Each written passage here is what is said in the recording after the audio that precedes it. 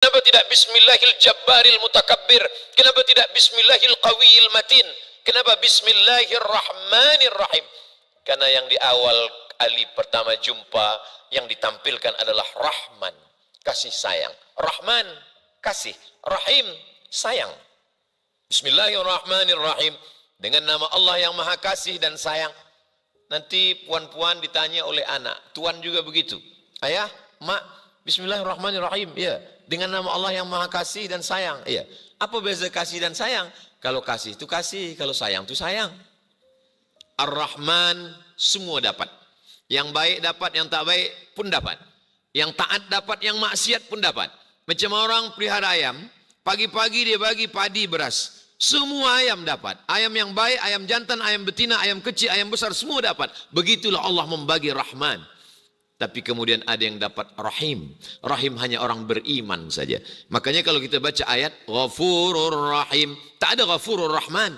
Karena Ghafur, ampunan Allah, hanya diperolehi oleh orang yang dapat Rahmannya saja. Bismillahirrahmanirrahim. Selepas itu Alhamdulillah. Segala puji hanya milik Allah subhanahu wa ta'ala.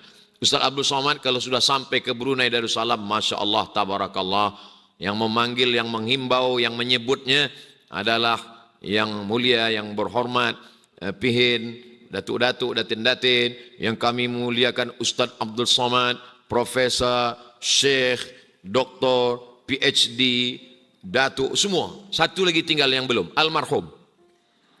Semua sudah disebutkan. Tapi bagaimana supaya melembutkan hati kita?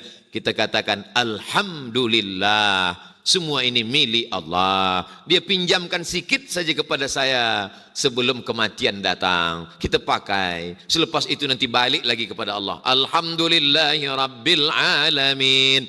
Wahlul 'uqdatam min lisani yafqahu qawli.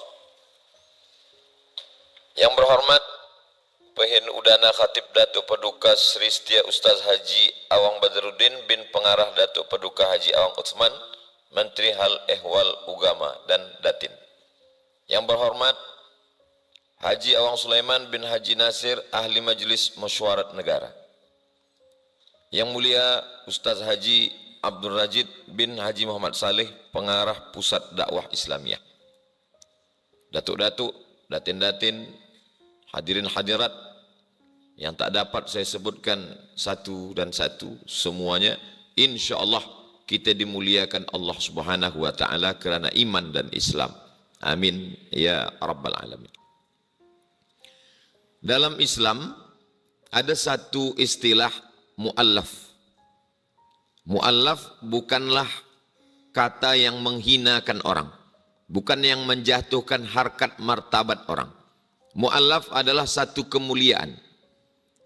Muallaf dari segi harta, dia mendapatkan 1/8 daripada zakat.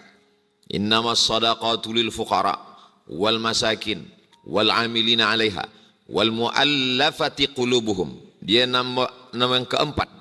Wal gharimin wa fi sabilillah wa ibnis sabil. Begitulah dia dimulakan harta.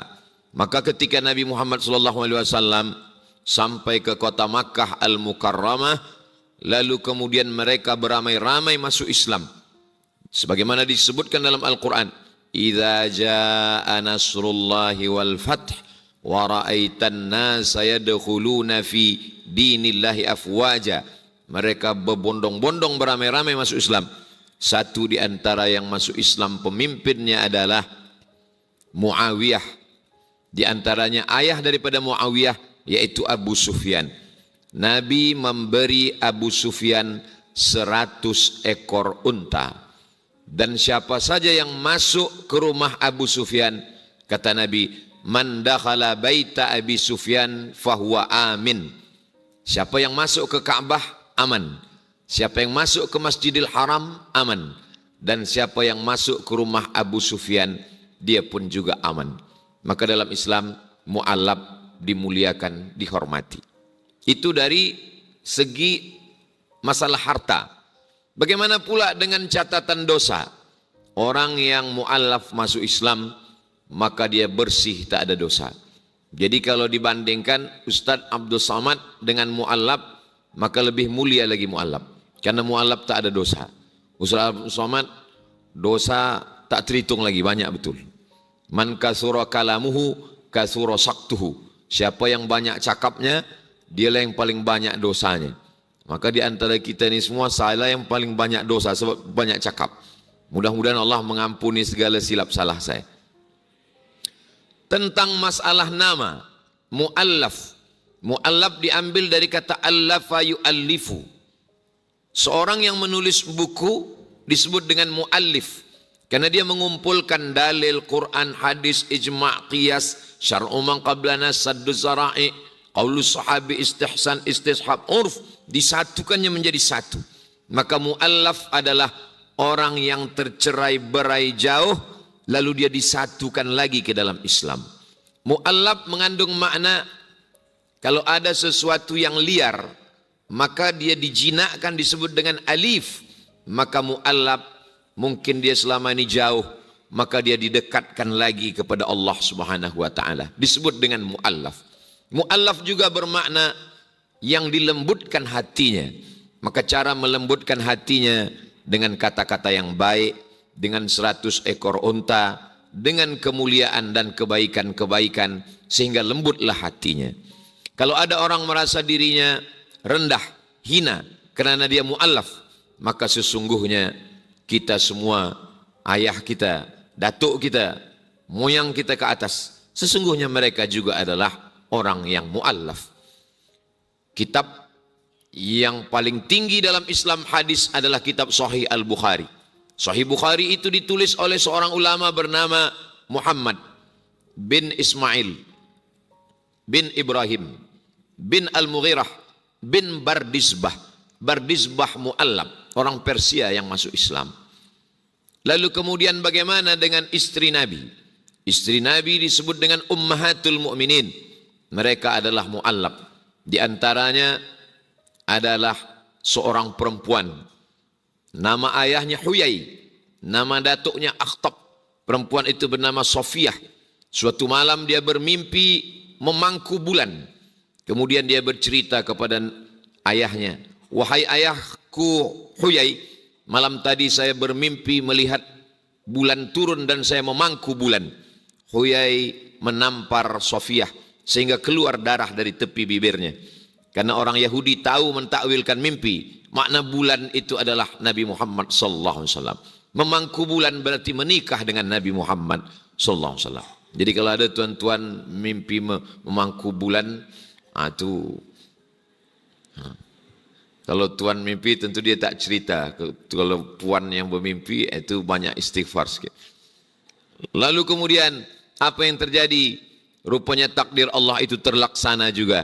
Maka Sofiyah masuk Islam walaupun ayahnya tak masuk Islam. Itu maknanya Nabi SAW punya istri yang mu'allaf dan mertua dia tidak Islam. Jadi kalau ada di antara tuan yang punya mertua tak Islam, maka itu juga dialami oleh Nabi Muhammad sallallahu alaihi wasallam. Lalu kemudian di antara sahabat-sahabat, mereka datang dari Persia, mereka menyembah api. Suatu ketika dia tengok api. Apakah mungkin api ini yang menciptakan saya? Sedangkan api ini boleh padam. Kalau dia boleh padam, boleh mati, bagaimana dia menghidupkan saya? Tentu yang menghidupkan itu yang tak boleh mati. Maka lepas itu dia mencari Tuhan. Selepas dari Persia dia pergi ke Dimashq. Sampai di Dimashq dia tengok ini Tuhan. Tapi lama-lama dia berpikir bagaimana dia disebut Tuhan. Dia tak mendatangkan manfaat. Dia pun tak boleh menolak mudarat. Sampai akhirnya dia dengar ada seorang nabi di Jazirah Arab. Sampai ke sana dia pun bersyahadat. Nama lelaki itu adalah Salman Al-Farisi. Salman Al-Farisi adalah seorang mu'allaf. Berasal dari Persia. Lalu kemudian ada seorang laki-laki. Dia menyembah Tuhan. Nama Tuhannya Naham. Jadi Tuhan ketika itu banyak. Ada Lata, ada Uzza, ada Manat, ada Hubal, ada Jibti, ada Taghut, ada Naham. Satu kampung, satu Tuhan. Di kampung itu nama Tuhannya Naham. Pagi-pagi dia bawa susu untuk jamuan kepada Tuhan. Wahai Tuhan, inilah susu untuk engkau. Berikanlah aku manfaat kebaikan hari ini dan jauhkanlah mudarat daripada aku. Tak lama sesudah itu dia berdoa, dia pejam mata, dia tengok, buka mata, air susu itu berkurang. Rupanya sudah diminum anjing. Air susu sudah habis, tak lama, mohon maaf, tak sopan, tak ada adab, tapi memang begitulah riwayatnya. Tak lama air susu itu habis, anjing itu pun mengangkat kakinya satu dan mengencingi Tuhan itu. Lama-lama dia berpikir, kalau mendatangkan manfaat untuk dirinya pun tak boleh, menolak mudarat pun tak boleh, air susunya diminum, dia tak boleh melawan, dikencingi, dia pun tak boleh melawan, apalah guna aku menyembah dia? Dia mendengar ada seorang nabi, maka dia datang dan dia bersyahadat. Laki-laki itu bernama Abu Dzar Al-Ghifari. Jadi mereka adalah orang-orang yang mu'allaf masuk Islam. Oh, saya ni masuk Islam dah tua Ustaz. Berapa umur masuk Islam? Umur 30 tahun. Nabi SAW mendapatkan wahyu berumur 40 tahun. Abu Bakar dengan Nabi beza umurnya 2 tahun. Bila Nabi mendapatkan wahyu umur 40, maknanya Abu Bakar Siddiq masuk Islam umur 38 tahun. Dia mu'allaf umur 38 tahun. Ketika Nabi berumur 25 tahun, menikah dengan Khadijah berumur 40 tahun. Jadi kalau 40 tahun, selepas itu umur 40 tahun Nabi, lalu kemudian Khadijah berarti berumur 55 tahun. Maka Khadijah masuk Islam berumur 55 tahun. Tidak ada kata hina, sebab mereka dimuliakan Allah Subhanahu wa taala.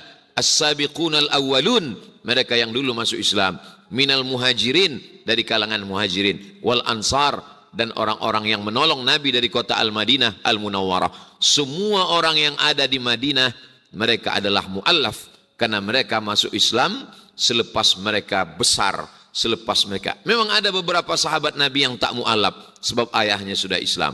Abdullah bin Abbas, Abdullah bin Umar, Abdullah bin Zubair bin Al-Awwam, Abdullah bin Amr bin As, ini tidak mu'allaf. Tapi sebagian besarnya lagi sahabat Nabi itu adalah mu'allaf. Mu'allaf bukan kehinaan, mu'allaf bukan penghinaan, mu'allaf bukan kerendahan. Mu'allaf adalah penghormatan, orang yang dipilih oleh Allah untuk menjadi umat Nabi Muhammad sallallahu alaihi wasallam. Datuk-datuk nenek moyang saya pun berawal dari mu'allaf. Saya, ibu saya, atuk saya tak tahu yang generasi yang keberapa yang masuk Islam. Tapi kalau ditengok-tengok dalam nasab-nasab yang saya tengok, yang mereka tulis dalam biografi Syekh Abdurrahman, datuk dari ibu saya. Saya, anak ibu saya Hajah Rohana, anak daripada ibunya Siti Aminah. Siti Aminah tu anak daripada Syekh Abdurrahman. Syekh Abdurrahman tu anak Nahoda Alang. Nahoda Alang tu anak Nahoda Ismail. Keturunan dari Datuk Angku Batuah, dari Angku Mudik Tampang sampai ke kerajaan Pagaruyung Minangkabau. Lalu kemudian ketika Islam datang ke Minangkabau, orang Minangkabau terbagi dua. Yang masuk Islam, itulah yang membina kerajaan. Semuanya masuk Islam. Tapi yang tak mahu masuk Islam, mereka masuk ke dalam hutan. Masih ada lagi sampai sekarang. Itulah suku Talang, itulah dia suku Sakai, itulah dia orang-orang yang masuk ke dalam hutan. Dan hari ini saya buatkan satu program, setiap 6 bulan sekali saya masuk ke dalam hutan menyampaikan dakwah Islam. Maknanya apa? Nenek moyang kami dulu pun juga adalah bersyahadat, yang sebelumnya menyembah batu, menyembah kayu, menyembah macam-macam, semua disembah. Akhirnya kita diajarkan untuk menyembah la ilaha illallah Muhammadur Rasulullah sallallahu alaihi wasallam. Apakah kita memindahkan orang dari satu agama kepada agama Islam? Tidak begitu. Sebenarnya kita tidak memindahkan orang dari satu agama kepada agama Islam. Kita hanya mengembalikan kepada asal muasal. A'udzubillahi minasyaitonirrajim. Wa idz akhadha rabbuka min bani adama min zuhurihim dzurriyyatahum. Ingatlah ketika Allah mengambil perjanjian dari anak cucu keturunan Adam. Ketika itu Allah mengambil persaksian. Saya, Pihin, Datuk, Datin, saudari-saudara saya mu'allaf, waktu itu ruh kita semua dikumpulkan Allah. Belum ada darah, belum ada daging, belum ada kulit, belum ada kuku, belum ada bulu. Semua ruh ditanya Allah Ta'ala, alastu bi rabbikum, bukankah aku ini Rabb kamu, bukankah aku ini Tuhan kamu? Semua kita menjawab dengan satu jawaban, qalu bala syahidna, kami bersaksi engkaulah Rabb kami. Malang tak dapat ditolak, untung tak dapat diraih. Ada yang rohnya masuk ke dalam perut orang Islam, maka ketika lahir ayah dia Islam, mak dia Islam, tinggal di negeri Islam, senang saja, tak ada perjuangan. Tapi ada orang-orang yang ditakdirkan Allah masuk ke dalam rahim orang yang tak Islam, ayah tak Islam, negeri tak Islam, tapi kemudian dia berfikir, kemudian dia mencari, dia mendengar, dia melihat, dia membaca, sampai akhirnya terbuka pintu hidayah.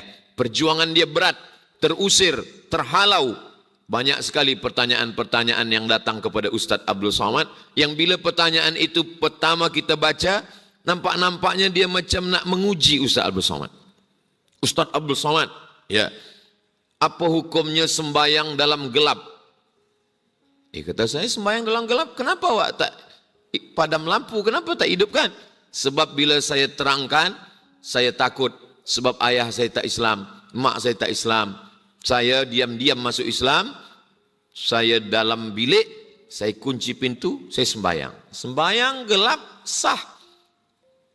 Kenapa awak tak tunjukkan awak Islam? Kalau saya tunjukkan saya Islam, saya akan dihalau, saya akan susah, saya tak boleh sekolah. Lama saya merenung, begitulah perjuangan dia. Mereka jauh lebih mulia daripada saya. Saya lahir, mak saya muslimah, ayah saya Islam, negeri saya Islam. Saya belajar di pondok, saya belajar agama Islam. Hampir tak ada perjuangan. Tapi mereka adalah orang-orang yang luar biasa memperjuangkan keislamannya.